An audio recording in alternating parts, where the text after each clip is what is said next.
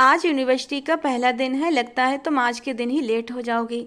उसकी दीदी ने तेजी से कंबल उसके ऊपर से हटाते हुए कहा। वो मुंह बनाने लगी।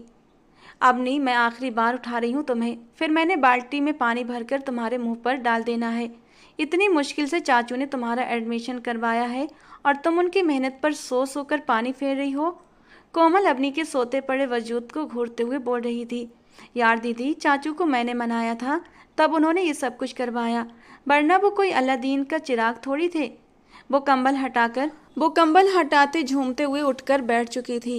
पता है, पापा ने साफ कहा है, अगर तुमने कुछ भी गलत काम किया उसकी जिम्मेदारी चाचू की होगी। तुम्हें मालूम है ना पापा कितने सख्त हैं इस मामले में। कमर पर हाथ रखे कोमल ने उसे गुस्से से घूर कर देखा था।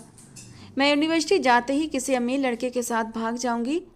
उसे समझ नहीं आती थी ये दुनिया कहाँ से कहाँ पहुँच गई थी और हम यहीं बैठे हैं। बेटियों की पढ़ाई पर हमें बस यही लगता है कि इन्हें पढ़ाई की आज़ादी दी नहीं, ये पढ़ना वढ़ना छोड़कर बस किसी के साथ भाग जाएंगी। अपनी तेजी से कंबल तय करते हुए जबान भी चला रही थी। तुम अपनी जबान के जौहर कम ही दिखाया करो। आज तुम्हें अच्छे से मालूम हो जाएगा यूनिवर्सिटी जाकर कि वो कैसी जगह होती है। कोमल ने उसे घूरते हुए कहा और कमरे से निकलती चली गई। वो बाहर जाते ही नाश्ता बनाने खड़ी हो गई थी। कुछ ही देर में चाचू मम्मी पापा ने नाश्ता करना था। वो दो बहनें थीं, उनका संबंध मिडिल क्लास फैमिली से था। चाचू गैर शादीशुदा थे और कोमल और अवनी को बहुत सपोर्ट करते थे। कार्तिक चाचू की मंगनी तो हुई थी लेकिन किसी वजह से टूट गई थी। दोबारा उन्होंने शादी का इरादा नहीं किया था, हालांकि उनकी उम्र अब 30 साल हो चुकी थी। उनके पापा काफ़ी सख्त मिजाज थे, जिसकी वजह से अवनी को यूनिवर्सिटी के दाखिले के लिए बहुत मुश्किल से परमिशन मिली थी, वो भी चाचू से जिद करवाकर। कोमल ने प्राइवेट बीए कर रखा था, आगे पढ़ने के लिए उसे बाहर जाना था, लेकिन पापा की सख्त मिजाजी के आगे उसने हथियार डाल दिए। लेकिन अवनी पापा के आगे डट गई थी। उसने कहा था वो एडमिशन लेगी और उसने एडमिशन ले लिया था। अवनी मुस्कुराती हुई तैयार हो रही थी। उसने लॉन्ग शर्ट पर ट्राउजर पहना और स्कार्फ गले में डाले वो बाहर आई थी। अपने पापा का न सही लेकिन अपने चाचू का मान उसे जरूर रखना था। उसकी मम्मी ने उसे देखते हुए नसीहत की, जो हर मिनट में वो कई बार कर चुकी थी। जब वो नाश्ते की मेज पर आई, चाचू ने मुस्कुराकर उसे देखा। दिल लगाकर पढ़ना अपनी बेटा, वो अपनी को प्यार से देखते हुए बोले थे। सिर्फ एक वही थे जिन्होंने अच्छी बात कही थी। चाचू, मेरे फर्स्ट सेमेस्टर के बाद हम आपकी शादी करेंगे। वो हमेशा चाचू को शादी के नाम से चिढ़ाती थी। तुम फिर से शुरू हो गई अपनी, चाचू ने आंखें दिखाई। लेकिन जैसे ही उसके पापा मेज पर आए थे, एकदम से खामोशी छा गई। यूं लगा जैसे वहां कोई न हो, बस कभी कभी प्लेट और चम्मच की आवाजें आ रही थीं। उसे चाचू ने ऑफिस जाते हुए यूनिवर्सिटी छोड़ा था। उसकी ड्रेस पर अच्छी तरह एक निगाह भी डाली थी। उसके चाचू के हिसाब से तो उसने ठीक कपड़े पहने थे, लेकिन उसकी मम्मी के हिसाब से ये कपड़े बिल्कुल ठीक नहीं थे। उन्होंने उसके ड्रेस पर अच्छी खासी बातें सुनाई थीं। क्या ज़रूरत थी ये ट्राउज़र और शर्ट पहनने की, कोई सूट भी पहनकर जा सकती थीं। और ये स्कार्फ क्यों लिया है, कोई बड़ा सा दुपट्टा भी ले सकती थीं। जबकि वो मुंह बनाते हुए अपनी माँ की सारी बातें सुनती आ रही थी। चाचू ने ही उसकी साइड ली थी। छोड़िए ना भाभी, क्या कमी है इन कपड़ों में, आप बेकार में ही बेचारी के पीछे पड़ी रहती हैं। जब उसके चाचू ने उसे यूनिवर्सिटी के गेट पर उतारा तो अवनी ने हाथ हिलाकर उन्हें बाय बोला। वो चले गए तो अवनी का असली इम्तिहान तो अब शुरू हुआ था। प्लीज़ मुझे बता सकती हैं बीबीसी फर्स्ट ईयर की क्लास कहाँ है? उसने रुककर एक स्टाइलिश सी लड़की से पूछा, जबकि वो लड़की चिंगम चबाते मुस्कुराकर उसे देखने लगी। तुम जैसी लड़कियों के लिए नहीं है दीदी, जाकर घर में खाना बनाओ, उन लड़कियों के टोले ने कहा लगाया था। तो अवनी को जोरदार शर्मिंदगी महसूस हुई थी। न जाने वो लड़कियां कौन थीं, कैसे मिजाज की थी, बेकार में ही उसने उन्हें रोका था। उसे कोई अपने जैसी लड़की ढूंढनी चाहिए थी। वो ये बात सोचते हुए आगे बढ़ी कि तभी किसी ने उसके कंधे पर हाथ मारा और वो एकदम से डर गई। पीछे मुड़कर देखा, वही लड़की उसके पीछे आई थी। हम तुम्हें क्लास तक छोड़ देते हैं स्वीटी, वो लड़की एक आंख दबाते हुए बोली, जबकि बाकी लड़कियां जोर से हंस पड़ीं और उन लड़कियों के बेहुदा मजाक पर अपनी घबराकर दौड़ पड़ी। वो पीछे खड़ी हंस रही थीं। बड़ी मुश्किल से उसे क्लास मिली थी। क्लास में आई तो एक और मुश्किल खड़ी थी। लड़के उसे देखकर हुटिंग कर रहे थे। अरे सुन राहुल, ये तो तेरे टाइप की लड़की आई है। एक लड़का किताब में सर दिए बैठा था। जब उसे देखकर एक लड़के ने हंसते हुए कहा। वो नज़रअंदाज करके आगे बढ़ गई। सीट खाली पाकर वहीं बैठ गई कि एक लड़की आई। उठो यहाँ से, उस लड़की ने इतनी सख्त अंदाज में कहा कि वो उठकर खड़ी हुई। वो लड़की अपना सामान रखकर उस सीट पर बैठ चुकी थी। उसने पिछली सीट खाली देखी और उस पर बैठ गई। उसके सिवा किसी ने गले में स्कार्फ नहीं डाला था, बल्कि कपड़े भी फुल नहीं पहने थे। उन्हें देख देख कर अवनी को अजीब सा महसूस हो रहा था। अवनी का उन स्टाइलिश लोगों से दूर रहना ही बेहतर था। क्लास शुरू हुई और उसे वहाँ शाम हो गई। कोई शो था जैसे उसने अटेंड करना था। उसने चाचू को मैसेज कर दिया था कि वो लेट आएगी। अब शाम के 6 बज रहे थे। उसने बाहर की तरफ कदम बढ़ाए थे कि एक लड़का भागते हुए उसके पास आया। मिस, वहाँ एक लड़की जख्मी पड़ी है, हमें आपकी मदद की सख्त ज़रूरत है। उस लड़के ने तेजी से कहा तो अवनी बिना सोचे समझे तेजी से उस लड़के के पीछे भागी चली गई। वो लोग यूनिवर्सिटी की बैक साइड पर चले आए थे। वो लड़का उसे लिए अब एक कमरे में दाखिल हुआ था जहाँ बहुत अंधेरा था। कहाँ है लड़की? वो नज़रें घुमाते हुए पूछने लगी कि अचानक ही कमरे में रोशनी हुई। हम सब जख्मी हैं मैडम, और हमें कोई मासूम शिकार चाहिए था। उस रैगिंग ग्रुप ने अवनी पर नज़र रखी हुई थी और अब उन्हें मौका मिल गया था। उसे उन लड़कों की बात सुनकर अवनी बुरी तरह घबराई थी। उसे कुछ गलत होने का एहसास तेजी से होने लगा, बल्कि अपनी बेवकूफ़ी पर भी गुस्सा आया था। उसे इतनी जल्दी किसी भी नए इंसान पर विश्वास नहीं करना चाहिए था। अब तो वो यहाँ पर आकर बुरी तरह फंस चुकी थी। प्लीज़ मुझे जाना है, मेरे चाचू मेरा इंतज़ार कर रहे हैं। वो तेज़ी से दरवाजे की तरफ भागने लगी कि एक लड़के ने उसका हाथ थामकर धक्का दिया। अबे ओ, लड़की को हाथ लगाने का नहीं। उस ग्रुप के लीडर की आवाज़ आई, लेकिन शक्ल दिखाई न दी। रात हो गई है, प्लीज़ मुझे जाने दें। वो घबराकर बाहर फैलते अंधेरे को देखकर बुरी तरह घबरा रही थी। यूनिवर्सिटी के पहले दिन ही वो मम्मी पापा से पिटाई नहीं चाहती थी, चाचू का मान तोड़ना नहीं चाहती थी। उस ग्रुप में 5-6 लड़के थे जो अब तेज़ी से उसके करीब बढ़ रहे थे। नहीं नहीं, प्लीज़ आप ऐसा मत करें। मैं अगर रात को घर न पहुंची तो मुझे कोई भी स्वीकार नहीं करेगा। मेरी इज्जत खराब हो जाएगी, सब मेरे ऊपर उंगलियां उठाएंगे। वो रोती हुई उन जालिम यूनिवर्सिटी के ग्रुप के आगे हाथ जोड़ रही थी जो उसके साथ रैगिंग करने पर तुले हुए थे। अवनी का संबंध मिडिल क्लास से था, जहां लड़की अगर रात को घर न पहुंचे तो उसे गलत समझा जाता है। Come on guys, start the game. एक ऊंची आवाज़ ने उसके दिमाग को बुरी तरह झंझोड़ कर रख दिया। नहीं प्लीज़। इस हंगामे में वो कब से पीछे खड़ा आगे बढ़ा था। उन सबका सीनियर था, जिसका नाम था निशांत राजपूत। अवनी ने अचानक ही आगे बढ़कर उसका बाजू अपने दोनों हाथों में दबोच लिया। आंसुओं से भरी आंखें उठीं तो निशांत एक पल को ठिठक गया। Sorry darling, it's game time. नरमी से उसके आंसू साफ करता निशांत कमरे से जाने लगा। अचानक कमरे में अंधेरा छा गया और हॉरर म्यूजिक चलने लगा। हल्की हल्की रोशनी में उसे अजीब अजीब से चेहरे दिखाई देने लगे। भयानक भयानक चेहरे, जिन्हें देखकर वो कानों पर हाथ रखकर चीख रही थी। और वो सब अजीब शक्ल वाले जोर जोर से कह कहे लगा रहे थे। अंधेरे में जैसे ही वो खौफनाक चेहरे सामने आते उसकी जान निकलने लगती और फिर देखते ही देखते वो गेम का शिकार होती बेहोश हो गई थी। चलो, इसका तो काम हुआ। वो सब हंस रहे थे, जबकि निशांत पैंट की जेब में हाथ डाले खड़ा था। इसको यहीं छोड़ो और तुम घर निकलो, निशांत ने ठंडे अंदाज में कहा। वो सब हंसते हुए वहां से निकल गए। पीछे निशांत चलता हुआ अवनी के करीब आया, उसके पास जमीन पर घुटनों के बल बैठ गया और उसकी मासूम सी शक्ल को देखने लगा। सॉरी डार्लिंग, ये ज़रूरी था। एक पल के लिए उसके दिमाग में आया कि उसे यहीं छोड़कर चला जाए, जैसा कि उनकी रैगिंग का हिस्सा था। लेकिन पता नहीं क्यों उसके मासूम से चेहरे को देखते हुए निशांत के दिल ने गवाही नहीं दी। उसने अवनी को बाजुओं में उठाया और बाहर की तरफ जाने लगा। उसने गाड़ी में उसका वजूद डाला और गाड़ी स्टार्ट कर दी। फिर उसके फ़ोन को अनलॉक किया। कॉल लॉग्स में सबसे पहले चाचू लिखा था। उस नंबर पर कॉल लगाई जो कि फ़ौरन उठा ली गई। अवनी, कहाँ हो यार? भाई साहब का गुस्से के मारे बुरा हाल है, मुझ पर तरस खाओ। चाचू ने फ़ोन उठाते ही अपना रोना शुरू किया था कि निशांत को बोलने का मौका तक न दिया। मैं निशांत राजपूत बात कर रहा हूँ, आपकी अवनी बेहोश हो गई है, बड़ी मेहरबानी होगी इसे रिसीव कर लें, उसने बोरियत से कहा। जल्दी से उसे एड्रेस समझाया और अगले ही पल चाचू घर से बाहर उसका इंतजार कर रहे थे। सबसे पहले कार्तिक चाचू ने निशांत का धन्यवाद किया कि फिर बोले इसको ऐसे घर नहीं लेकर जा सकता। चाचू ने सोचते हुए अवनी को देखा। मतलब? निशांत ने हैरानी से पूछा। भाई साहब को मालूम हुआ कि कोई लड़का इसे छोड़ने आया है तो कल ही इसकी शादी कर देंगे। चाचू ने परेशानी से माथे पर हाथ मारा। अरे वाह, आपके घर लड़के के साथ कोई लड़की आए तो उसकी शादी हो जाती है। आपके घर की लड़कियां तो लकी हैं। जबकि चाचू ने उसे घूर कर देखा। इसको जगाओ वरना तुम्हारे साथ ही इसकी शादी हो जाएगी, चाचू ने सख्ती से कहा और वो हंस पड़ा। इतनी नाजुक और डरपोक लड़की को कौन बीवी बनाएगा, उसने हंसते हुए कहा और उसके मुंह पर बोतल से पानी के छींटे मारने लगा।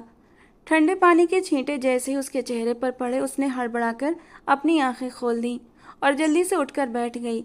लेकिन सामने खड़े दोनों लोगों को देखकर कुछ पल के लिए तो उसे समझ ही ना आया, लेकिन जब उस इंसान की खुशबू और उसकी शर्ट देखी तो वो पल भर में पहचान गई थी कि ये लड़का भी वहाँ रैगिंग रूम में उसके साथ था और अब इस लड़के ने भी उसकी रैगिंग की थी। चाचू, इसने मुझे वो जल्दी से सारा मामला बता देना चाहती थी। अब नहीं, मैं इस लड़के को जिसका नाम निशांत राजपूत है तुम्हें यहाँ लाने के बदले धन्यवाद बोल चुका हूँ। फिलहाल तो तुम अभी अंदर चलो और अंदर जाकर तुमने यही कहना है कि तुम्हारी टैक्सी खराब हो गई थी, उसके बाद तुमने मुझे बुलाया था। चाचू ने उसका चेहरा अपने जेब से रुमाल निकालकर साफ करते हुए कहा, जबकि निशांत ने उसकी तरफ देखा जो उसे खा जाने वाली नज़रों से घूर रही थी। चाचू, आप इसे बताएं आप पुलिस में हैं, अबनी ने अंदर जाते हुए ऊंची आवाज़ में कहा। मैंने कब पुलिस फोर्स ज्वाइन कर ली, चाचू ने हैरत से पूछा।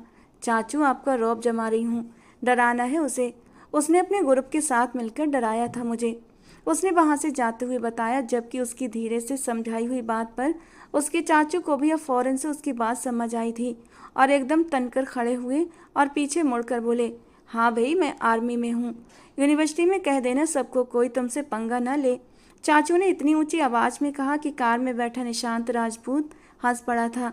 दोनों चाचा भतीजी एक जैसे हैं, उसने हल्की आवाज़ में कहा। गले में लटके चैन को उंगली में घुमाया और गाड़ी स्टार्ट कर दी। उसे न जाने क्यों उस लड़की पर तरस आ गया था। वो उसे घर ले आया, वरना आज तक की रैगिंग में उसने ऐसा कभी नहीं किया था। उसने अपने गैंग को धोखा भी नहीं दिया था। कहाँ रह गई थी तुम? तुम्हें मालूम है ना हम कितना परेशान हो गए थे। अब नहीं, पहले ही दिन तुमने हम लोगों को बुरी तरह टेंशन में डाल दिया था। उसकी माँ ने फौरन उसे देखकर सवालों की बारिश शुरू कर दी तो वो सटपटाकर अपने चाचू की तरफ देखने लगी। इसकी टैक्सी खराब हो गई थी भाभी, मुझे कॉल करके बुलाया तो मैं इसे लेकर आया हूँ। चाचू ने जल्दी से सब कुछ कवर किया था। वो अभी भी कुछ देर पहले ही रैगिंग वाले पलों में उलझी हुई थी। उसका दिमाग बुरी तरह उलझ रहा था, डर से अभी भी बाहर नहीं निकली थी। वो जितना आसान समझ रही थी यूनिवर्सिटी में पढ़ना उतना आसान नहीं था, बल्कि एक बहुत बड़ा पहाड़ था जिस पर उसे चढ़कर जीत हासिल करनी थी। कल अगर जल्दी ना आई तो यूनिवर्सिटी जाना बंद हो जाएगा, बता देना इसे। उसके पापा नाराज थे, इसी वजह से गुस्सा करके चले गए। चाचू ने उसे कमरे में जाने का इशारा किया। वो सर हिलाकर अपनी बहन के कमरे की ओर बढ़ गई। वो वहाँ उसका ही इंतजार कर रही थी।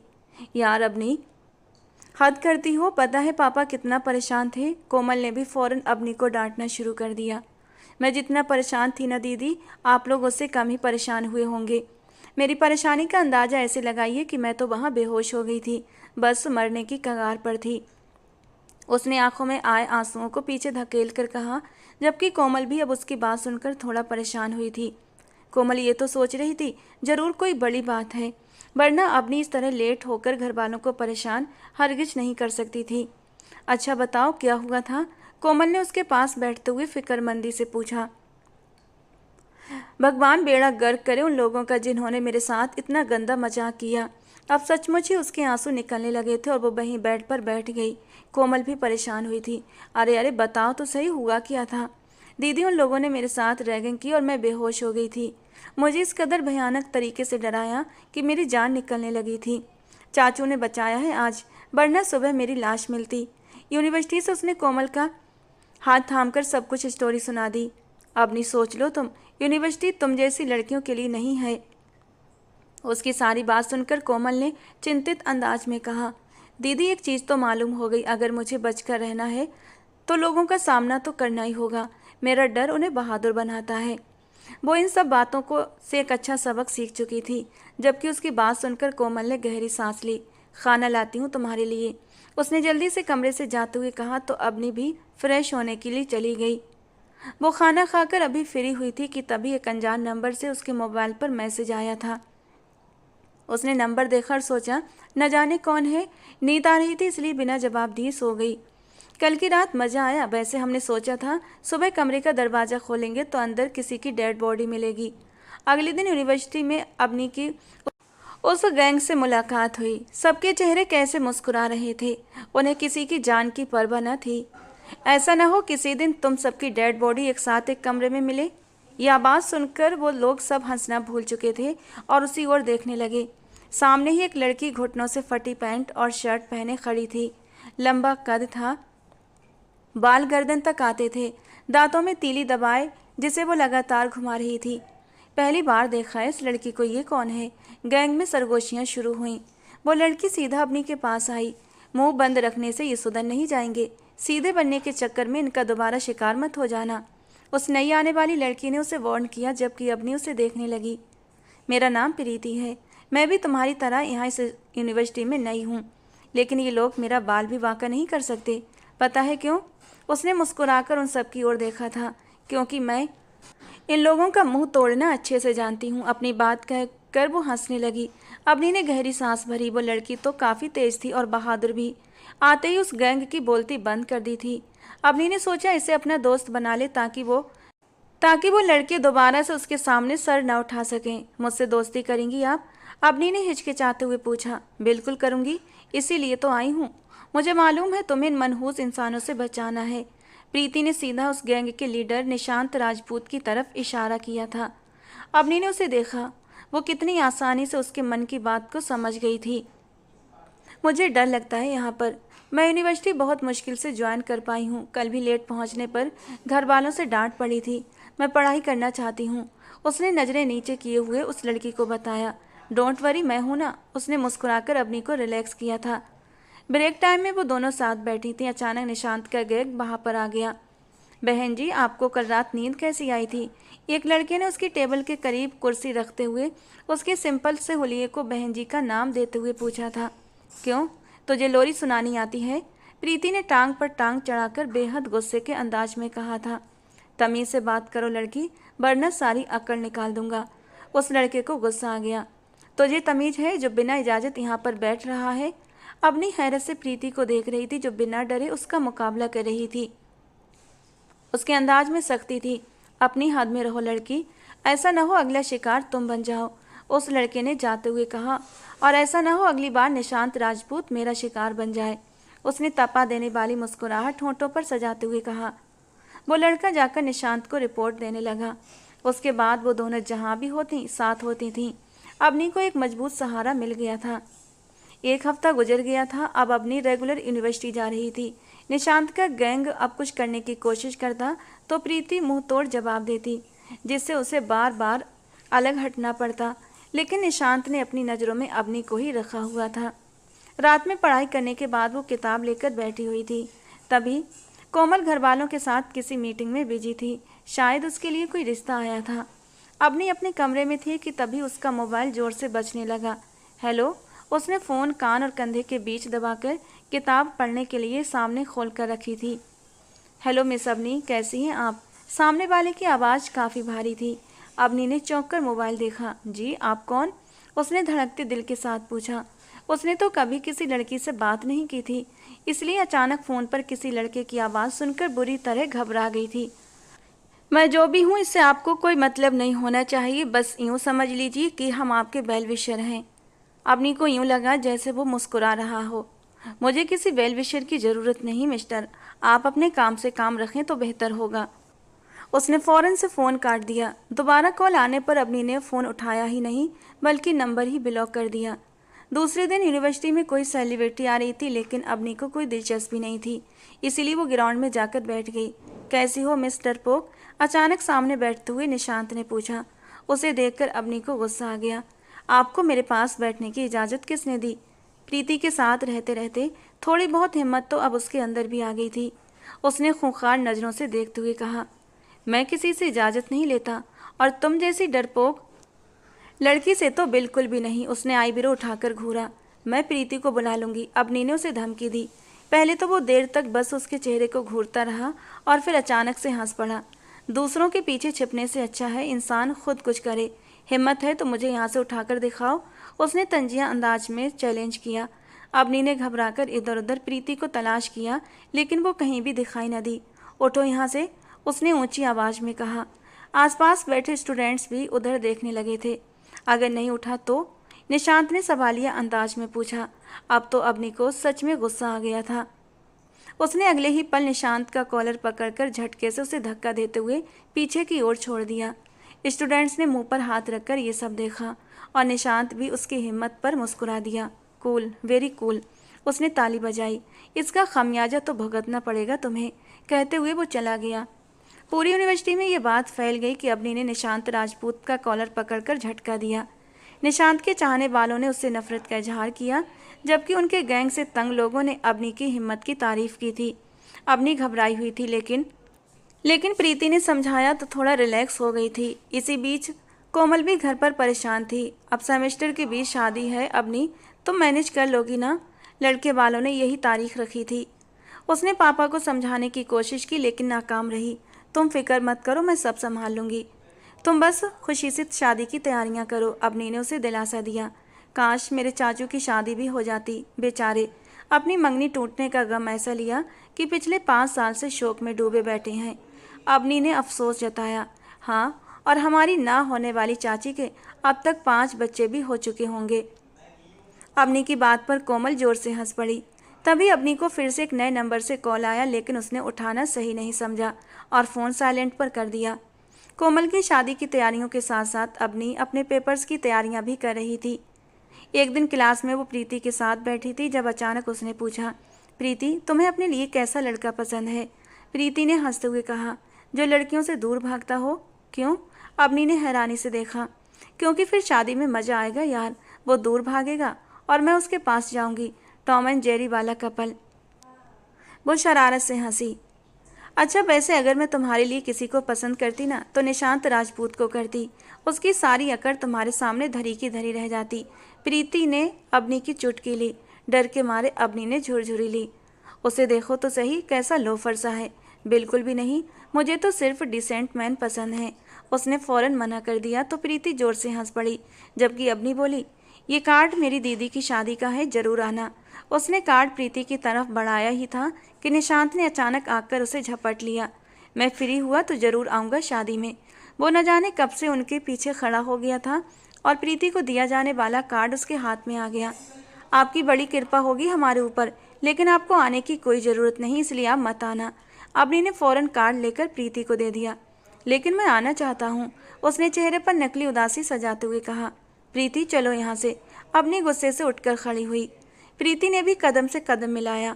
निशांत उनकी दूर तक जाती परछाई को घूरता रह गया। तभी उसके एक दोस्त ने उसे ताना मारा, क्या चक्कर है भाई, क्यों इस बहन जी के पीछे पड़े हो? इसे तो हम ऐसी जगह भेजेंगे कि हमेशा याद रखेगी। निशांत के कान एकदम चौकन्ने हुए थे। कहाँ भेजना है? उसने यूं ही मुस्कुराकर पूछा। जहाँ ऐसी लड़कियों की कीमत बहुत ज़्यादा होती है, उसके दोस्त ने शैतानियत के साथ हंसते हुए कहा। गैंग में ठाके गूंज उठे, जबकि निशांत ने गहरी सांस भरी। उसे एहसास हुआ कि अपनी खुद को एक बहुत बड़े जाल में फंसा चुकी है। सेमेस्टर स्टार्ट हो चुके थे और इस बीच कोमल की शादी भी। अपनी शादी को ठीक से एंजॉय भी नहीं कर पा रही थी। प्रीति हर रस्म में शामिल थी। एक बार तो उसकी झड़प चाचू से भी हो गई थी। हुआ कुछ यूं था कि कार्तिक बिना सोचे समझे कमरे में दाखिल हो गए थे। उन्हें लगा कि अपनी कमरे में अकेली है, तो वो बिना दरवाजा खटखटाए अंदर आ गए। सामने प्रीति आराम से पांव फैलाकर बैठी थी। कार्तिक को देखकर वो फौरन उन्हें तमीज़ सिखाने लगी। उसके यूँ ऊंचा ऊंचा बोलने पर कार्तिक को अजीब सा लगा था। उन्हें उसका ये रवैया बिल्कुल पसंद नहीं आया। बाद में उन्होंने अबनी से कहा, ऐसी लड़कियों को शादी में क्यों बुलाती हो? लेकिन अबनी कब उनकी सुनने वाली थी। शादी वाले दिन भी प्रीति आई थी। अबनी ने उसे खुद तैयार किया था। जो लड़की हमेशा पैंट शर्ट पहनती थी, उस दिन फ्रॉक पहनकर आफत लग रही थी। उसे देखकर कार्तिक की दुनिया जैसे रुक सी गई। अबनी ने मुस्कुराकर अपने चाचू को देखा और धीरे से कान में कहा, मेरी दोस्त है चाचू। कार्तिक तो एकदम से शर्ट के कॉलर खड़े करते घबराकर इधर उधर देखने लगे।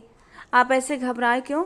वैसे अगर आप चाहें तो क्या मालूम मेरी बेस्ट फ्रेंड ही मेरी चाची बन जाए, अबनी ने शरारत से कहा। कार्तिक शर्म से लाल हो गए और फिर कभी उसके सामने आई नहीं कि कहीं वो दोबारा मजाक न बना दे। शादी में खूब मज़ा आया था। शादी के बाद कोमल अपने पति के साथ इंग्लैंड चली गई। घर अचानक से सूना सूना हो गया। अवनी अपनी बहन को बहुत मिस करती थी। एक रात तो वो चुपके से रो भी रही थी। यूनिवर्सिटी की छुट्टियां थीं, पेपर्स भी ख़त्म हो चुके थे कि अचानक उसका मोबाइल बजा। अवनी समझी कोमल की कॉल होगी। दीदी, मैं आपको बहुत मिस कर रही हूँ, प्लीज़ वापस आ जाओ। उसकी आवाज़ रोने से भारी हो गई थी।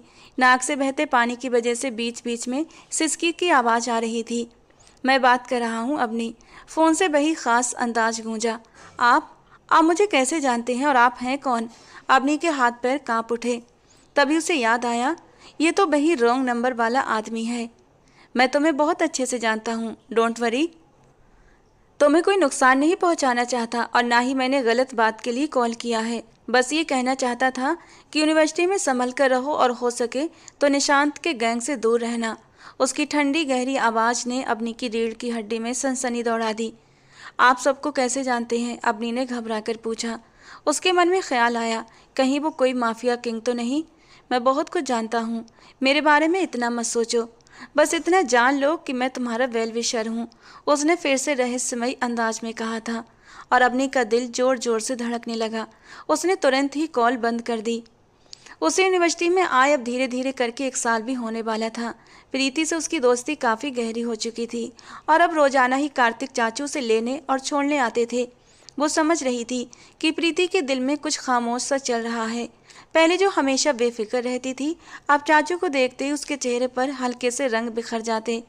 वो बनावटी नाराजगी से उन्हें घूरती, लेकिन उसकी आंखों की चमक सब कुछ बयां कर देती। ये देखकर अवनी के होंठों पर हल्की सी मुस्कान खिल उठी थी। भला उसके चाचू किसी से कम थे क्या?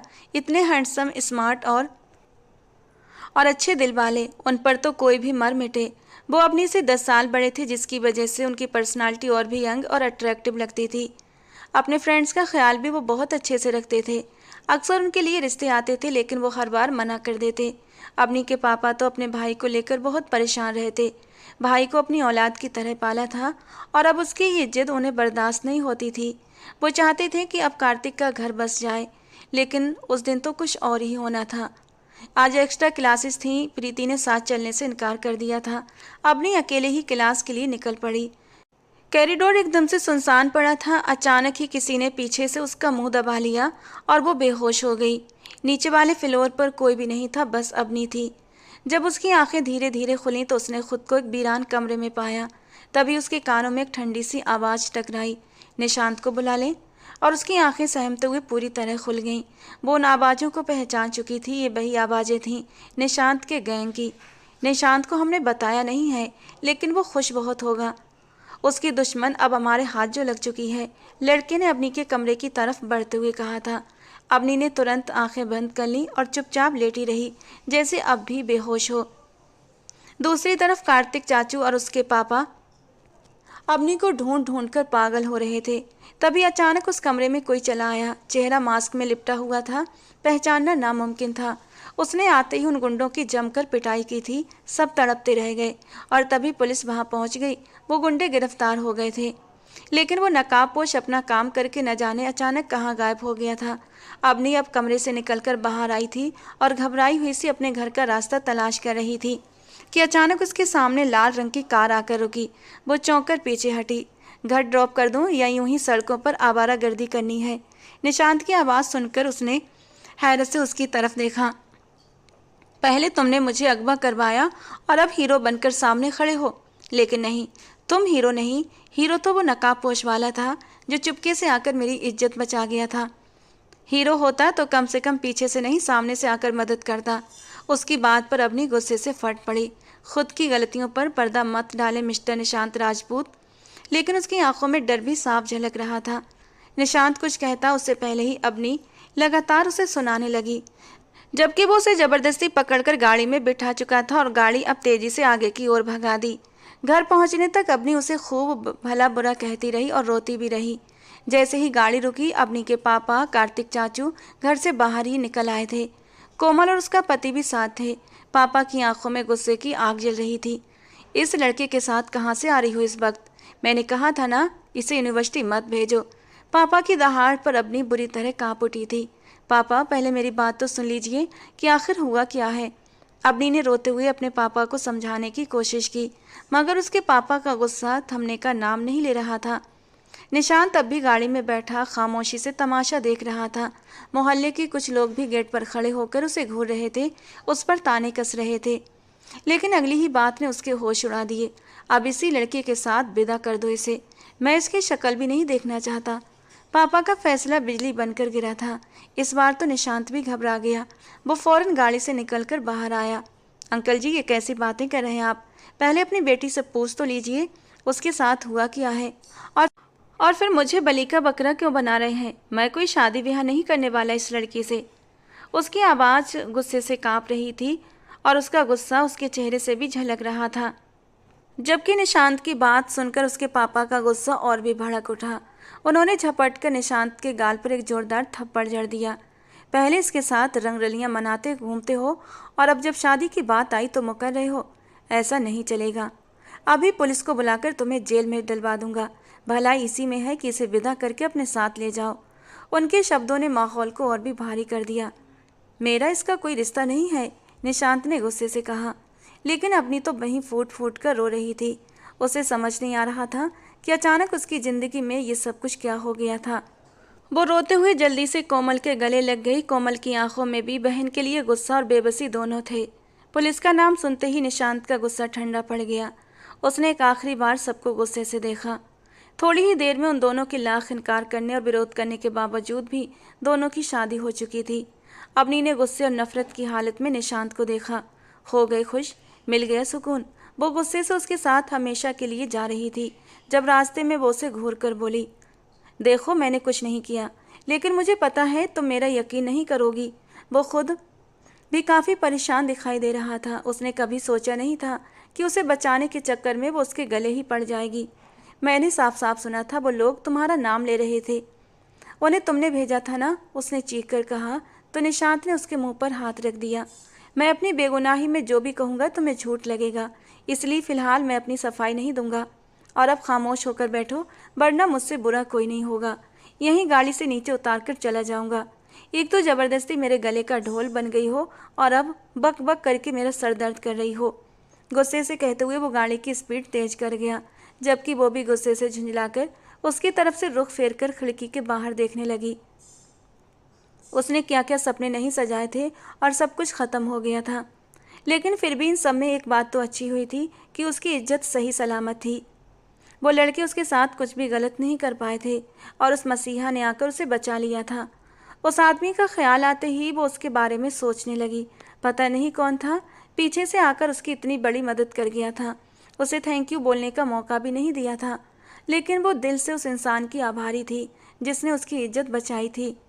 उसे सोचों में गुम देखकर निशांत ने एक नज़र उस पर डाली और फिर आराम से ड्राइविंग करने लगा। गाड़ी में खामोशी छाई हुई थी। थोड़ी देर के बाद इस खामोशी को निशांत ने ही तोड़ा था। सुनो, आगे क्या इरादा है? उसकी बात पर उसने चौंक कर उसकी तरफ देखा। मतलब यही कि अब आगे पढ़ना है या फिर क्या? या फिर से क्या मतलब है आपका? मैंने पढ़ना है, वो उसे खा जाने वाली नज़रों से देखते हुए बोली थी, जबकि निशांत ने अपने होंठ भींच लिए थे। ओके बाबा, तो इतना गुस्सा क्यों कर रही हो? पढ़ना है ना तो पढ़ लेना, फिलहाल चलो घर आ गया है। तुमने अच्छा नहीं किया मेरे साथ, मेरी ज़िंदगी बर्बाद करके मेरे चाचू का मान तोड़ दिया तुमने।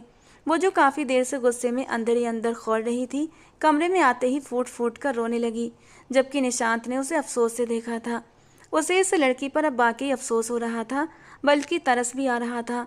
काश माँ बाप इल्ज़ाम लगाने से पहले और अपनी इज्जत बचाने से पहले अपनी बेटी से ये तो पूछ लेते कि वो किस मुश्किल में फंसी थी। उन्हें अपनी बेटी पर क्या भरोसा नहीं था?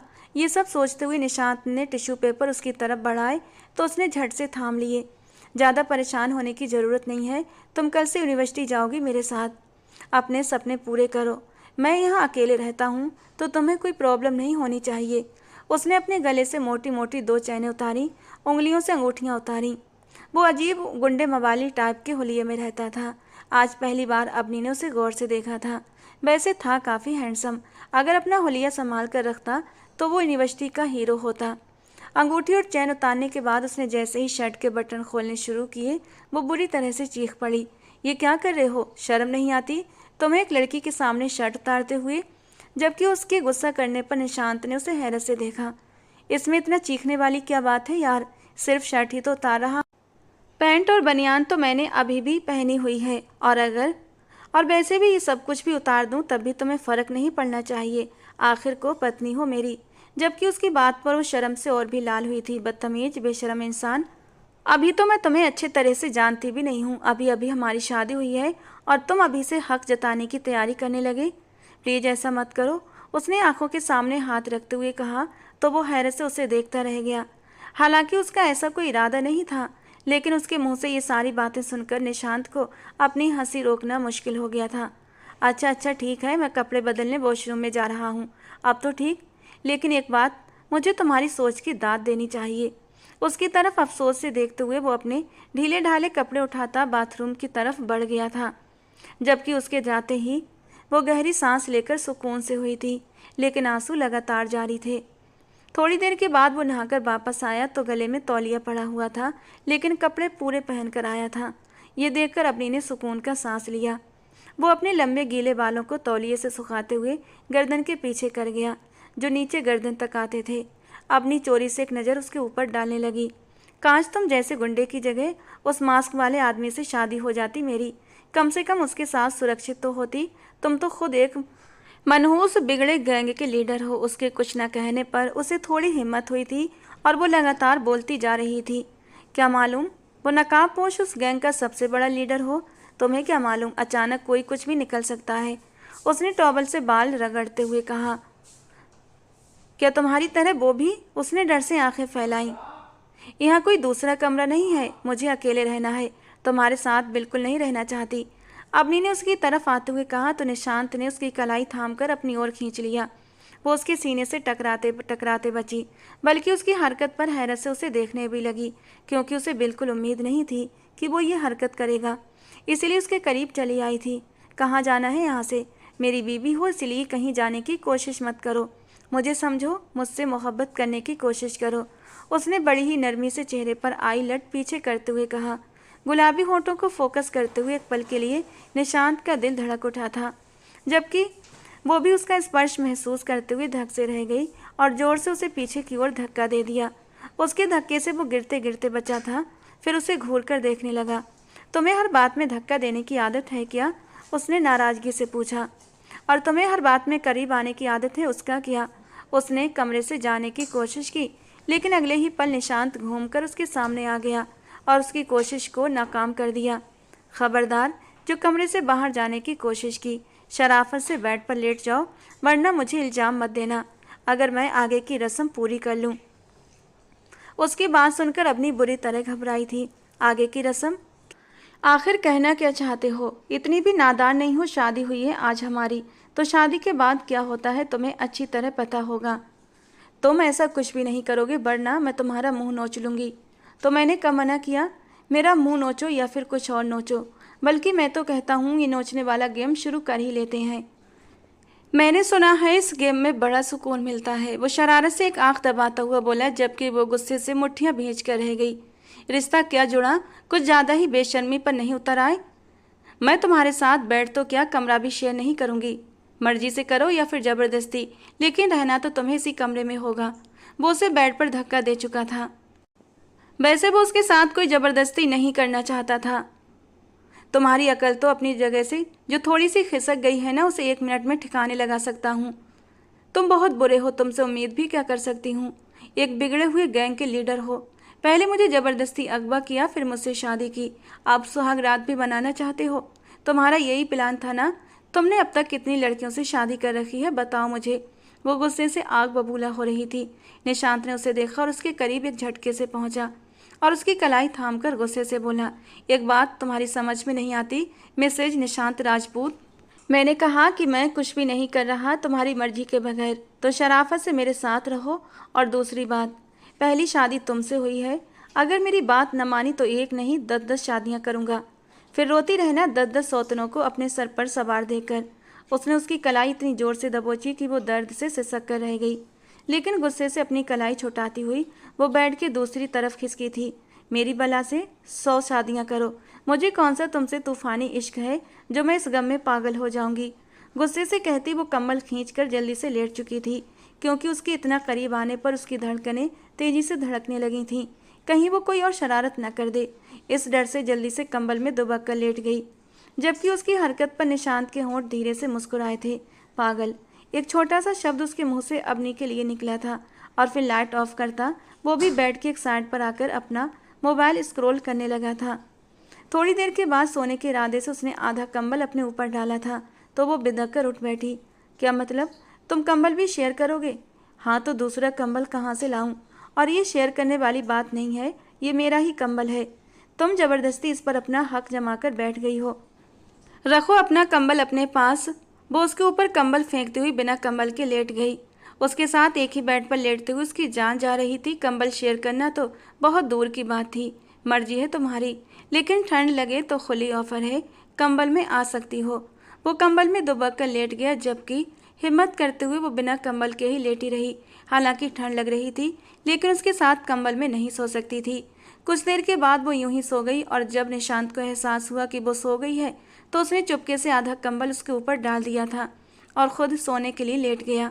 सुबह अपनी की आँख खुली तो वो शीशे के सामने खड़ा अपने बाल ठीक कर रहा था। उसने झट से अपनी आंखें पूरी खोल दी। तुम मेरे कमरे में क्या कर रहे हो? उसकी बात पर उसने घूर कर अपनी की ओर देखा था। दिमाग ठीक है तुम्हारा? मेरा दिमाग ठीक है, तुम बताओ मेरे कमरे में क्या कर रहे हो? ओह हेलो मैडम, मैं तुम्हारे कमरे में नहीं, तुम मेरे कमरे में हो। जी, मैं तुम्हारे कमरे में? इसका मतलब वो सब सपना नहीं था? वो हैरत से उसे पूछने लगी। बिल्कुल भी नहीं, जो कुछ आप महसूस कर रही हैं वो हकीकत है। और अब जल्दी से तैयार हो जाओ, हम दोनों मिलकर यूनिवर्सिटी जाएंगे। उसने मुस्कुराते हुए अपने गले में बही मोटी सी चैन पहनी। ये चैन उतार कर फेंक दो, वरना इसी चैन से किसी दिन तुम्हारा गला घोंट दूंगी। सच्चाई को स्वीकार करते हुए उसे किस कदर अफसोस हो रहा था, ये वही जानती थी, वरना तो उसे लगा कि वो कोई भयानक सपना देख रही है। इतिहास बनेगा मैडम कि एक पत्नी ने शादी की पहली सुबह ही अपने पति की जान ले ली। वैसे उसका गुस्से से फूला चेहरा देखकर निशांत को हंसी आई थी। अगर प्यार से कहो तो उतार भी सकता हूँ। इस बात पर वो झटके से उसकी ओर घूमी थी। सच? वो उसके साथ इस होलिये में तो बाहर बिल्कुल भी नहीं जा सकती थी। प्लीज ये चैन उतार दो, इस बार वो विनती करते हुए बोली थी, तो निशांत ने झट से अपने गले से दोनों चैन उतार कर रख दी। वो इतनी जल्दी बात मान लेने पर बुरी तरह हैरान हुई थी। वैसे आज मैं यूनिवर्सिटी नहीं जा सकती, तुम चले जाओ, वो वहीं बेड पर लेटते हुए बोली। क्यों?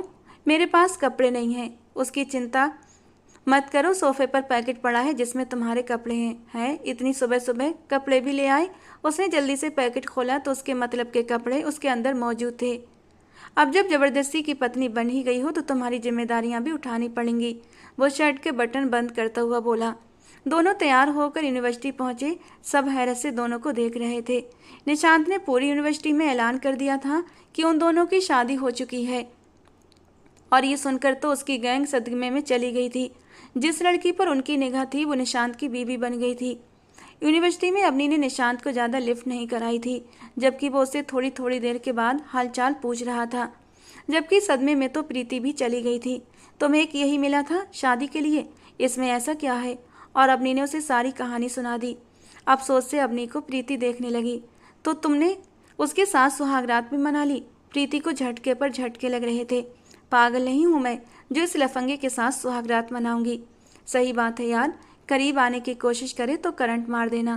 प्रीति को न जाने उससे किस बात का बैर था। मेरे हाथों में करंट नहीं है यार, अपनी बुरा सा मुंह बनाते हुए बोली।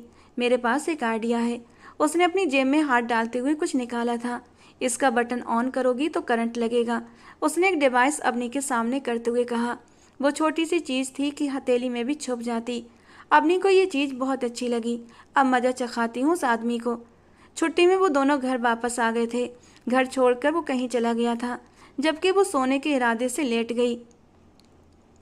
वो शाम को वापस आया तो अपनी पढ़ाई में बिजी थी। कुछ खाने के इरादे से वो किचन में गया, क्योंकि उसे लगा अबनी ने कुछ बनाया होगा, लेकिन खाली बर्तन उसका मुंह चिढ़ा रहे थे। वो गुस्से से उसके सामने आया। यार कुछ खाने के लिए भी बना लिया करो, हर वक्त फ्री बैठी रहती हो। जबकि उसने मुंह फुलाकर उसकी ओर देखा था। उसके चेहरे पर शिकायत के रंग देखकर कहने लगा, यार मैंने तुम्हें अगवा नहीं कराया था, मैंने कुछ भी नहीं किया। मुझ पर क्यों अपना गुस्सा निकालती हो? ऐसे नाराज हो जैसे सारा कसूर मेरा ही हो। मेरा उन लोगों ने मुझे नहीं बताया था, मेरा यकीन करो। निशांत ने सफाई दी। मैंने तो कुछ नहीं कहा और ना ही कुछ पूछा है, अवनी ने तंज करते हुए कहा। लेकिन यार, तुम जिस तरह मुझे देखती हो मुझे सब समझ आता है, उसने पास आते हुए कहा और अवनी का हाथ अपने हाथों में थाम लिया, जबकि अवनी ने तुरंत अपना हथियार निकाला और उसे करंट मार दिया। करंट लगने पर वो एक झटका खाकर उसे देखने लगा, लेकिन अगले ही पल उसके चेहरे पर मुस्कुराहट आ गई। तुम्हारी सारी होशियारी मुझसे शुरू होकर मुझ पर ही ख़त्म होती है क्या? उसने कड़े तेवरों से पूछा। हालांकि इस हरकत पर उसे मज़ा आया था। तुम लफंगे जो हो, उसने किताब बंद करते हुए कहा। चलो मान लिया मैं लफंगा हूँ, लेकिन तुम्हारी कैंची की जैसी चलती जबान का क्या करूँ? कभी कुछ काटने की ज़रूरत पड़े तो मेरी ज़बान का इस्तेमाल कर लेना। उसने मुस्कुराकर तंज करते हुए मशवरा दिया तो वो हंस पड़ा। तुम्हारी कैंची की तरह ज़बान सिर्फ मेरे आगे चलती है मैडम, वरना तुमने अपने घर वालों को अपनी सफाई भी नहीं दी थी। एक बात बताओ, तुम सचमुच मेरे इश्क में तो नहीं पड़ गई थी जो इतनी जल्दी शादी के लिए मान गई? वो एक आंख दबाता हुआ उसको आग लगा गया था। तुम में ऐसा है क्या जो मैं तुमसे इश्क करूंगी? वो उसे घूरते हुए बोली, लेकिन उसके जज्बात से चमकती आंखें देखकर तुरंत अपनी नज़रें झुका ली। ये तो खुद से पूछो कि मुझ में ऐसा क्या है। वो अब उसके चेहरे को अपने दोनों हाथों में भरते हुए अजीब खुमार भरे अंदाज में बोला, मेरी आंखों में आंखें डालकर कहो कि मुझ में ऐसा कुछ नहीं है कि मुझसे प्यार किया जाए। वो अपनी गहरी काली आंखें उसकी सुरमई आंखों में डालते हुए बोला, जबकि अपनी घबराई थी। अब वो झूठ तो नहीं बोल सकती थी, वो भी आंखों में आंखें डालकर। वो हैंडसम तो था, खूबसूरत पर्सनालिटी का मालिक, कि अवनी का दिल जोर से धड़क उठा था। इश्क मोहब्बत की बातों से पेट नहीं भरता, कुछ खाने के लिए लेकर आइए, उसने उसे धक्का देते हुए कहा था। यार फिर धक्का? तुम्हें धक्का देने में मज़ा आता है क्या? किसी दिन मैंने धक्के दिए तो संभलने का मौका भी नहीं दूंगा। वो शरारत में बड़ी गहरी बात कह गया था और वो उसकी बात का मतलब समझकर शर्म से लाल हुई थी। बदतमीज बेशरम इंसान, तुम्हारी सुई हर बार एक ही जगह पर जाकर क्यों अटकती है? जबकि वो हंसता हुआ खाना लेने चला गया था। वो खाना लेकर आया, तब तक वो शावल लेकर सोने के इरादे से लेट चुकी थी, क्योंकि सर अजीब सा भारी हो रहा था। क्या बात है, खाना नहीं खाना? वो उसे सोता देखकर पूछने लगा, जबकि वो कुछ भी नहीं बोली थी। सर दर्द कर रहा था और खाने का भी मन नहीं कर रहा था। उसकी तरफ से कोई जवाब न आया तो उसे चिंता हुई थी। वो उसके करीब आया, उसके माथे पर हाथ रखा तो मालूम हुआ वो बुखार से तप रही थी। उसने अपना हाथ हटाकर अपने बालों में उंगलियां फंसाईं। खुद का इलाज आसान था, लेकिन अब इसका कैसे करता? उसने ठंडे पानी को उसके हाथ, पैर और माथे पर लगाया। लगातार ऐसा करने से बुखार कुछ कम हुआ। फिर उसके लिए कुछ खाने के लिए बनाया, क्योंकि बाहर का खाना अब वो उसे नहीं दे सकता था। अवनी, ये खा लो, उसने कंधे से थाम कर उसे बिठाया। मैंने नहीं खाना, उसने मुंह बनाकर कहा। यार, मेडिसिन खाली पेट नहीं दे सकता, ये खा लो। और तुमने मुझे बताया क्यों नहीं कि तुम्हें बुखार है? उसने दलिए का चम्मच उसके मुंह में डालते हुए कहा तो वो उसे देखने लगी। इतनी केयर तो सिर्फ चाचू करते थे उसकी, कभी कभी कोमल भी कर दिया करती थी, लेकिन उसके पास काम बहुत ज़्यादा होते थे। पता नहीं कैसे हो गया, उसे ठंडी भी लग रही थी। निशांत ने जल्दी से बुखार की टैबलेट खिलाकर उसे लिटा दिया। वो भी उसके साथ कंबल में ही लेटकर उसके सर को धीरे धीरे सहलाने लगा। उसका वजूद धीरे धीरे कांप रहा था। सर्दी कुछ ज़्यादा ही महसूस हो रही थी और अचानक ही वो निशांत के सीने से चिपक गई। उसका नरम गरम वजूद सीने में महसूस हुआ तो वो गहरी सांस भरकर रह गया और फिर उसे अपने सीने से भींचते हुए आंखें बंद कर ली। उस वक्त वो बुखार की शिद्दत से तप रही थी और उसे होश नहीं था कि वो उसकी इस कदर करीब है। सुबह उठी तो खुद को निशांत की बाहों में पाया। उसे इन बाहों में इतना सुकून मिला कि वहाँ से हटने का उसका मन नहीं कर रहा था। उठ गई हो तो मुझे छोड़ दो यार, निशांत ने भी दिल पर पत्थर रखकर कहा, वरना उसे भी ऐसा सुकून पहले कभी नहीं मिला था। लेकिन उठना तो था, क्योंकि यूनिवर्सिटी के लिए देर हो रही थी। तुम्हें कैसे पता कि मैं जाग रही हूँ? उसने गर्दन उठाकर पूछा। कैसे मालूम ना होगा, तुम्हारे दिल की तेज धड़कनों ने मेरे दिल को चुपके से बता दिया था।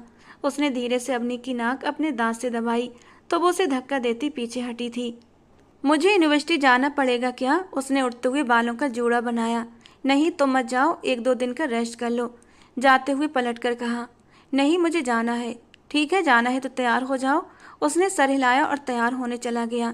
उसके नहाने के बाद वो भी फ्रेश होकर तैयार हुई थी। तैयार होकर नीचे आई तब तक वो नाश्ता बना चुका था। तुम्हें ये सब करना आता है? उसने हैरत से पूछा। हाँ, अकेले रहते आया हूँ, मजबूरी में करना पड़ता है, उसने नाश्ता टेबल पर सजाते हुए कहा। अच्छी बात है। तुम्हें पता है मेरे पापा तो उठकर पानी का गिलास भी नहीं पीते, हालांकि चाचू अलग हैं। हम दोनों बहनों के साथ मिलकर किचन में हेल्प करवा देते थे।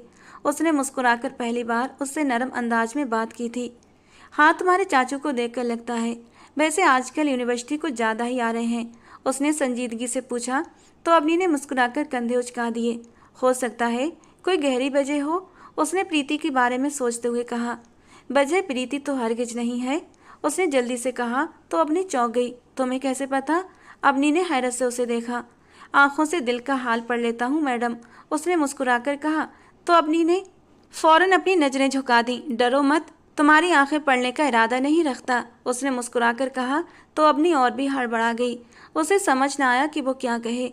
नाश्ता खत्म करके निशांत ने उसका बैग उठा लिया। तुम्हारी तबीयत ठीक नहीं, मुझे दे दो, उसने यूनिवर्सिटी जाते हुए और यूनिवर्सिटी में दाखिल होते हुए यही कहा था। अवनी ने सबकी हैरत से फैली आंखें देखकर मुस्कुराहट दबाई थी। तुम्हारे जेंटलमैन होने पर लगता है सबको शक है, उसने लोगों की हैरत से फैली आंखें देखकर धीरे से उसके कान में सरगोशी की। मुझे कोई फर्क नहीं पड़ता कि लोग मुझे जो भी समझें, उसने बैग उसकी तरफ बढ़ाते हुए कहा। क्या बात है जानी, मोहब्बत तो नहीं कर बैठे उस बहनजी टाइप लड़की से? उसके गैंग के एक लड़के ने पूछा। जबान संभाल कर, बीवी है मेरी, उसने सख्ती से जवाब दिया। बॉस की नज़रें हैं उस लड़की पर। दूसरे लड़के ने उसका हाथ दबाया। मैं हर वो निगाह निकाल लूँगा जो मेरी बीवी की तरफ उठेगी, उसने गुस्से से कड़कती आवाज़ में कहा। तो वो लड़का एकदम से चुप हो गया। एक निगाह प्रीति से बात करती अपनी की ओर उठाई। लेकिन निशांत, जरा सोच कर देख, जब बॉस को ये लड़की पसंद है तो तू बॉस को क्या जवाब देगा? उस लड़के के लहजे में चुभन थी। मैं जवाब देने के लिए तैयार हूँ, लेकिन मेरी बीवी पर कोई निगाह डाले उसकी आंखें निकाल लूँगा मैं, निशांत ने आईब्रो चढ़ाकर कहा। फिर वो अपनी क्लास में चले गए। भले यूनिवर्सिटी में दोनों की क्लासेस अलग थीं, लेकिन निशांत हर वक्त उसे अपनी नज़रों की कैद में रखता था। जब वो प्रीति के साथ कैंटीन आई तब भी वो निशांत की नज़रों की कैद में थी कि तभी एक लड़का उसके सामने आकर बैठा था। यार, हम तो तुम्हें बहन जी टाइप समझते रहे और तुमने तो इतना बड़ा हाथ मार दिया। इस यूनिवर्सिटी के गैंग के लीडर से ही फंसाकर शादी कर बैठी, वो बदतमीजी से एक आंख दबाकर बोला था, जबकि अवनी गुस्से के मारे खौल कर रह गई। तुम होते कौन हो मेरी पर्सनल लाइफ में इंटरफेयर करने वाले? निशांत का साथ उसे थोड़ी थोड़ी हिम्मत देने लगा था, जबकि निशांत अगले ही पल उसके सर पर सवार था और उसने उस लड़के की ऐसी पिटाई की कि वो अगले ही पल जमीन पर पड़ा करहा रहा था। अवनी बीच में आकर उसे रोकने लगी, वरना शायद उसकी जान ले लेता। इसने तुम्हारे साथ बदतमीजी कैसे की? मैं इसकी जान ले लूँगा। वो दोबारा से उसकी तरफ भागा कि अवनी जल्दी से उसके सीने से लग गई और निशांत का गुस्सा झाग की तरह बैठ गया, जबकि वो लड़का मौका देखकर वहाँ से भाग गया। वहाँ मौजूद लोगों ने एकदम तालियां बजाई थीं। हर कोई उनकी जोड़ी की तारीफ कर रहा था कि तभी कार्तिक चाचू भी वहाँ पहुँच गए थे और दोनों को मुस्कुराकर देखने लगे। वो यूनिवर्सिटी में प्रीति से मिलने आए थे। चाचू, अवनी की निगाहें पड़ी तो वो फौरन भागकर उनके करीब आई थी। लगता है बहुत अच्छा लाइफ पार्टनर मिल गया है तुम्हें, चाचू ने उसे छेड़ा तो वो शर्माने लगी। आप यहाँ कैसे? उसने फौरन मुद्दे की बात की। प्रीति से पूछने आया था मुझसे शादी करोगी? चाचू ने पैंट की जेब में हाथ डालते हुए बताया। तो अवनी तो उछल पड़ी। निशांत ने आते हुए सुन लिया था। वो हाँ कह देगी, देर मत करें। निशांत की बात सुनकर दोनों ने उसे देखा। मैं उसे जानता हूँ यार, उसने कंधे उचकाकर कहा। कैसे? अवनी की शक की बीबी ने अंगड़ाई ली। अब शक मत करो यार, लेकिन चाचू से हैंडल नहीं कर पाएंगे, बहुत तेज है वो, उसने तंजिया अंदाज से कहा। तो चाचू ने नाक से मक्खी उड़ाई। मैं मर्द हूँ, औरत को हैंडल करना जानता हूँ, कार्तिक चाचू ने मुस्कुराकर गुरूर भरे अंदाज से कहा। मुझे खुशी होगी अगर आप ऐसा करने लगे तो, लेकिन प्रीति किसी नाजुक लड़की का नाम नहीं, बल्कि वो एक शेर दिल लड़की है, निशांत ने जाते हुए बात कही। वो दोनों अभी भी निशांत और प्रीति को हल्के में ले रहे थे, लेकिन दोनों को ही नहीं पता था कि निशांत और प्रीति क्या चीज़ है। वो अभी बात कर रहे थे कि अचानक ही यूनिवर्सिटी में दो ग्रुप में लड़ाई हो गई। अवनी ने चाचू का हाथ थाम लिया, जबकि निशांत तेजी से आया। दोनों के लिए गाड़ी की तरफ बढ़ा था। वो लोग अवनी के लिए ही यहाँ पर आए थे। चाचू, आपने किसी भी कीमत पर अवनी को सुरक्षित रखना है, निशांत के चेहरे का रंग उड़ा हुआ था, जबकि कार्तिक चाचू भी हैरान थे। आखिर ये लोग अवनी के पीछे क्यों पड़े हैं? मैं हैंडल करता हूँ सब कुछ, आप इसे संभालें। निशांत ये कहकर तेजी से भागा तो वो दोनों गाड़ी में बैठ गए थे। अवनी का दिल तेजी से धड़क रहा था। चाचू वो कहाँ गया? उसे कुछ हो गया तो? अवनी की हालत बुरी तरह खराब हो रही थी क्योंकि निशांत वहाँ अकेला है। कुछ नहीं होगा, वो जैसा नजर आता है वैसा नहीं है। चाचू को उसमें कब से कुछ खटक रहा था, लेकिन समझ नहीं आ रहा था। वो जब वापस आया तो उसके साथ अच्छे खासे सिपाहियों की संख्या मौजूद थी। ये मेरी मिसेज और ये चाचू हैं, इन्हें सुरक्षा के साथ मेरे घर पहुंचा दें, उसने गाड़ी के पास आते हुए कहा। वो दोनों हैरान रह गए थे क्योंकि वो उन सिपाहियों को ऑर्डर दे रहा था। जी सर। उनमें से एक सिपाही ड्राइविंग सीट पर बैठा जबकि एक पीछे बैठा था। सभी ने सवालिया नज़रों से निशांत को देखा। उसने तसल्ली देती निगाहों से चाचू और अवनी को देखा था। वो घर आकर भी परेशान हो रही थी। निशांत का ना तो फ़ोन लग रहा था और ना ही वो खुद आ रहा था, जबकि प्रीति भी न जाने कहाँ चली गई थी। हालांकि चाचू उसके साथ थे। वो प्रीति को कॉल करते करते परेशान थी और उधर निशांत को भी कॉल कर रही थी। जब गेट से वो दोनों ही दाखिल हुए थे। मैं किस पागल ने कहा था मुझे बचाने आओ? वो दोनों लड़ रहे थे। मैंने तुमसे कहा था सिचुएशन काफ़ी ख़राब है, राघव के गुंडे तुम्हें उठाकर ले जाएंगे और फिर तुम्हारी असली पहचान निकालकर तुम्हारा क्या हाल करेंगे, मुझसे बेहतर तुम जानती हो प्रीति। उसकी आवाज़ तेज हुई थी। मैं अपना ख्याल खुद रख सकती हूँ। अगर तुमने आगे कुछ गलती की मैं बॉस को बता दूंगी। वो गुस्से से सोफे पर बैठकर कार्तिक चाचू को घूरने लगी, जबकि वो हड़बड़ा गए थे। देखिए मिस्टर, शादी कोई बच्चों का खेल नहीं है और आपको मुझे कुछ भी कहने से पहले मालूम होना चाहिए कि मैं एक सीक्रेट एजेंट हूँ और ये गधा भी, उसने निशांत को घूरते हुए कहा। जबान संभाल कर बात करो प्रीति। वो बनावटी गुस्से से उसकी तरफ बढ़ा था। हम दोनों मिशन पर हैं। ये मिशन हमें आज रात पूरा करना है और हमारी जान भी जा सकती है। अगर मुझे कुछ हो जाता है तो आप अवनी को अपने साथ ले जाइएगा, निशांत ने सीरियसली बताया। यूनिवर्सिटी में माफिया का ग्रुप है जिसे पकड़ना है। मैं उनके गैंग में रहकर अपनी पहचान छुपाकर उनके खिलाफ सबूत इकट्ठा कर रहा था और उस माफिया के बॉस को अपनी पसंद आ गई है। वो उसे हासिल करना चाहता है, इसीलिए आज रात उसका दी एंड होगा, उसने मजबूत अंदाज में कहा, जबकि अवनी हैरत से निशांत को देखने लगी। वो उससे नजरें नहीं मिला रहा था और थोड़ी देर के बाद बोला, अभी फ़िलहाल मैं तुम्हारी आंखों में नहीं देख सकता, इसलिए सॉरी, लेकिन मैं तुम्हें ये ज़रूर बताऊंगा। जब तुमने मेरे करीब आकर उस दिन मुझसे मदद मांगी थी मैं सब कुछ भूल गया था। मैंने अपने गैंग के साथ गद्दारी की, मेरे प्लान का ये हिस्सा नहीं था। फिर तुम्हें उदास देखकर रुक नहीं पाया, तुम्हें कॉल्स की, तुमने मुझसे बात करने से इनकार कर दिया। मैं तुम्हें पसंद करने लगा था, पर शादी तब करता जब ये मिशन पूरा हो जाता। लेकिन आगे जो कुछ हुआ वो सारे हालात तुम्हारे सामने हैं। उसने निगाहें नीचे किए हुए ही सब कुछ बताया और फिर अपना ब्लैक ड्रेस पहनकर तैयार होता निकल पड़ा। उसके पीछे ही प्रीति भी थी। जिंदगी रही तो शादी कर लेंगे, कार्तिक चाचू ने प्रीति के सामने आते हुए कहा था, जबकि वो तो पत्थर बनी खड़ी रह गई थी। पूरी रात उसने निशांत के लिए भगवान से प्रार्थनाएं की थीं और जब सुबह के टाइम वो जख्मी हालत में लौटे तो उसकी जान में जान आई थी। हम कामयाब हो गए, निशांत ने मुस्कुराकर बताया, जबकि कार्तिक और अवनी ने सुकून का सांस लिया था। मुझसे कोई शिकवा? निशांत ने रात के वक्त उसे खिड़की के पास खड़े देखकर पूछा। बहुत शिकवे थे, लेकिन अब नहीं रहे। एक सिपाही से भला मुझे कैसे शिकवे हो सकते हैं, जिसने मेरी मदद की, मुझे सुरक्षित रखा। उस दिन नकाब के पीछे छुपकर तुमने ही मेरी मदद की थी ना?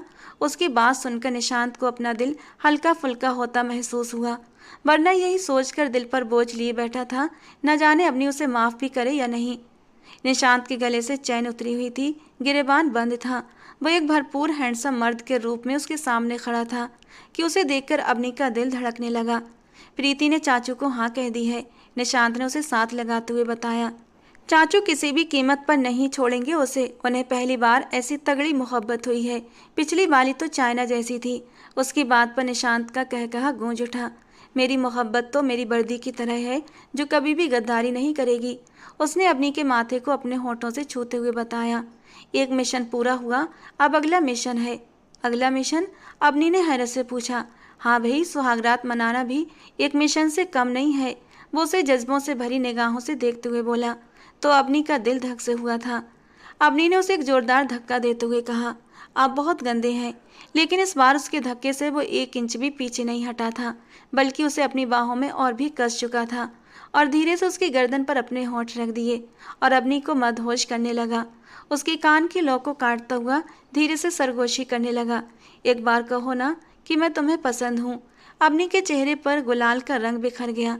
वो उसे पसंद करने लगी थी, पसंद नहीं बल्कि बेपनाह मोहब्बत करने लगी थी। और आज उसे निशांत की संगत बुरी नहीं लग रही थी, बल्कि उसका दिल एक नए अंदाज में धड़क रहा था। और अगर मैं कहूँ तुम मुझे पसंद नहीं तो और इंतजार करूँगा तुम्हारी हाँ का। जब तक तुम्हारे होठों से मेरे लिए मोहब्बत का इजहार नहीं सुन लेता, तुम्हारे करीब नहीं आऊँगा। वो उसका चेहरा अपने दोनों हाथों में भरते हुए बोला था। लेकिन अवनी अब कहाँ उससे दूर जाना चाहती थी। वो उसके सीने से लग गई। नहीं निशांत, आप मुझसे दूर मत जाइए, बिकॉज आई लव यू। बहुत प्यार करने लगी हूँ आपसे। और निशांत के होठ मुस्कुरा उठे थे। उसका चेहरा ऊपर उठाते हुए वो धीरे से उसके नरम होठों पर झुकता हुआ उसे सुकून देने लगा और ख़ुद को भी सुकून पहुंचाने लगा। उस रात उन्होंने अपनी ज़िंदगी का नया आगाज़ करके अपनी ज़िंदगी को एक नया मोड़ दिया था। तो दोस्तों, आज की हमारी ये कहानी आपको कैसी लगी कमेंट बॉक्स में ज़रूर बताना। पसंद आई हो तो प्लीज़ लाइक करना। रोज़ एक नई और रोमांटिक कहानी के लिए हमारे चैनल को सब्सक्राइब करना। मिलते हैं दोस्तों अगली किसी नई और रोमांटिक कहानी के साथ।